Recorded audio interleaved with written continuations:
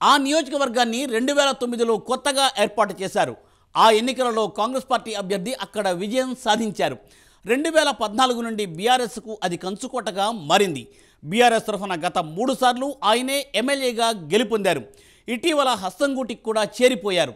ఇప్పుడు అక్కడ అధికార పార్టీలో వర్గపోరు నడుస్తోందట. దీంతో ఆయన ఒంటరివారయ్యారా? కొత్త పాత నేతల మధ్య సమన్వయ లోపం ఉందా? మినీ ఇండియాగా పేరుపడ్డ ఆ నియోజకవర్గంలో హస్తం పార్టీలో అసలు ఏం జరుగుతోంది? డీటెయిల్స్ ఈ స్టోరీలో.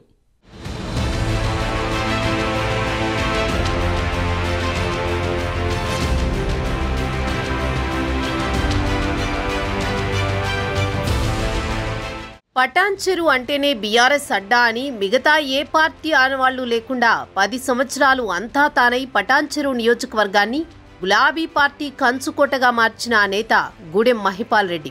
పటాన్చెరు నియోజకవర్గానికి ఒకసారి ఎమ్మెల్యే అయితే చాలు, ఒక మంత్రికి ఉన్నంత హోదా ఆదాయం ఈ నియోజకవర్గ ఎమ్మెల్యేకు ఉంటుందని నానుడి.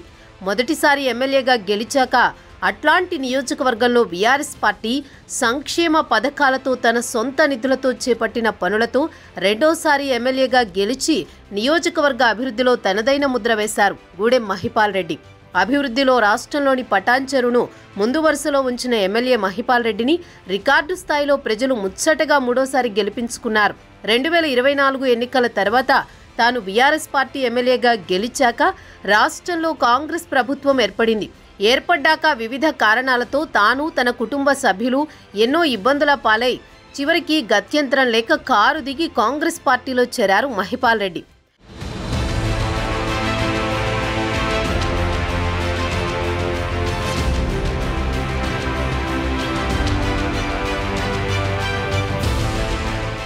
ఎల్లప్పుడూ తమకి వెన్నుదన్నుగా నిలిచే నాయకుడు మహిపాల్ రెడ్డి అని ద్వితీయ శ్రేణి నాయకులు చాలా మంది ఆయన వెంట వెళ్లి కాంగ్రెస్ కండువా కప్పుకున్నారు.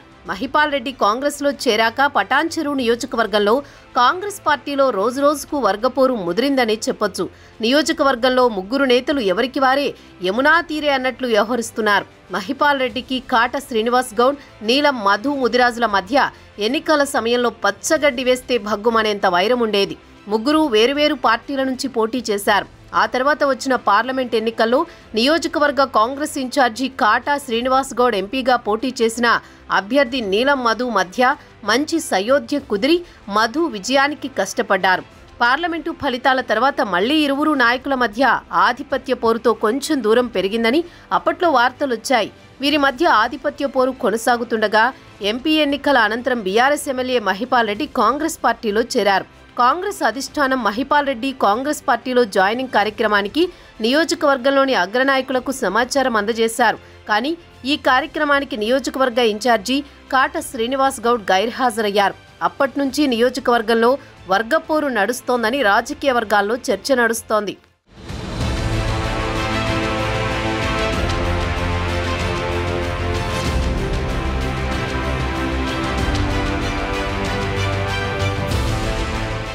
కాట శ్రీనివాస్ గౌడ్ మొదట్నుంచి కాంగ్రెస్లోనే ఉన్నారు. మంత్రి దామోదర్ రాజనరసింహ ఆశీస్సులతో వరుసగా 2 పర్యాయాలు పార్టీ బీఫామ్ తెచ్చుకుని కాంగ్రెస్ పార్టీ ఎమ్మెల్యేగా పోటీ చేశారు.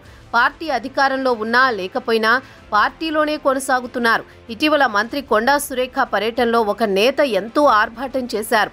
మంత్రి సురేఖ పర్యటనకు దూరంగా ఉన్నారు కాట శ్రీనివాస్ గౌడ్. ఇదంతా చూస్తూ కూడా ఎమ్మెల్యే మహిపాల్ రెడ్డి మౌనాన్ని పాటిస్తున్నారు. 10 ఏండ్ల బీఆర్ఎస్ పాలనలో గూడెం మహిపాల్ రెడ్డి ఓ వెలుగు వెలిగిన విషయం తెలిసిందే. ఎమ్మెల్యేనే అయినప్పటికీ మంత్రి స్థాయిలో వ్యవహరించేవారు. తన నియోజకవర్గంలో ప్రభుత్వ పార్టీ కార్యక్రమాల్లో అద్భుతంగా నిర్వహించేవారు. ఉదయం లేచింది మొదలు రాత్రి వరకు జనంలోనే ఏదో ఒక కార్యక్రమంలో పాల్గొంటూ ఎంతో ఉత్సాహంగా ఉండేవారు. యువ నాయకులు కూడా ఆయనతో పోటీ పడలేకపోయేవారు. అలాంటి మహిపాల్ రెడ్డి ఇప్పుడు సైలెంట్ అయ్యారు. పార్టీలోని పరిస్థితులు, కొనసాగుతున్న వ్యవహారాలు చూస్తూ తీవ్రంగా కలత చెందుతున్నారని తెలుస్తోంది.